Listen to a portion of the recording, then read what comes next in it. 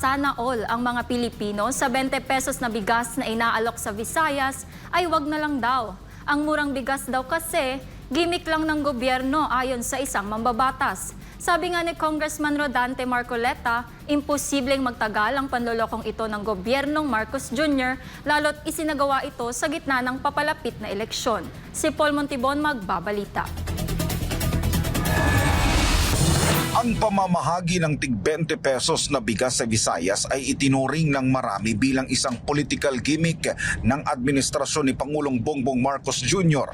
Ayon kay senatorial candidate Rodante Marcoleta, malinaw na hindi pagtulong sa mahihirap ang tunay na motibo ng gobyerno, kundi gamitin ang mga tao bilang kasangkapan upang makuha ang kanilang boto. Ito'y lalo pat may mga kandidatong iniendorso si Marcos Jr. para sa darating na May 12 midterm elections. Para kay Marcoleta, isang uri ng panlilinlang ang pagbebenta ng murang bigas na ang layunin ay ang ligawan ang mga botante sa pamamagitan ng mga maling pangako.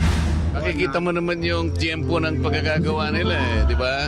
Sana hindi mailigaw ang mga tao na ito political gimmick lang yan. Ito lamang ang paraan para maganyak nilang iboto sila na magkukunwari na tinutupad yung kanilang dating naipangako. Pero hindi. Giit pa ni Marcoleta, kawawa lamang ang mga magsasaka kung pipilitin ng pamahalaan na ibaba sa 20 pesos ang presyo ng bigas.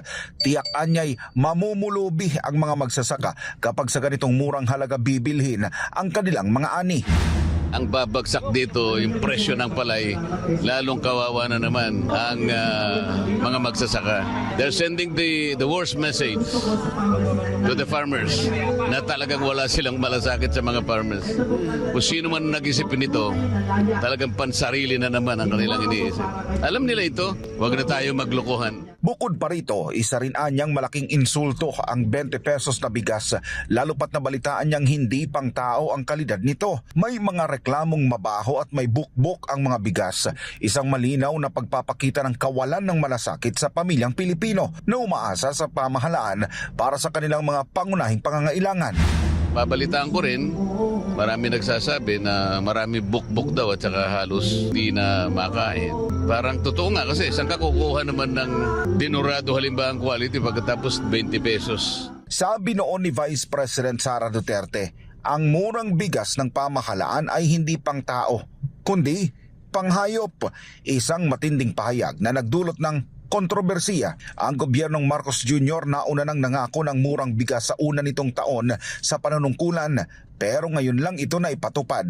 Yun nga lang at eksaktong sa panahon naman ng eleksyon. Dahil dito, di maiwasang ituring itong isang estratehiyang politikal para makahakot ng suporta para sa mga kandidato ng administrasyon. Para sa Diyos at sa Pilipinas kong mahal, nag-uulat Paul Montibon, SMNI News.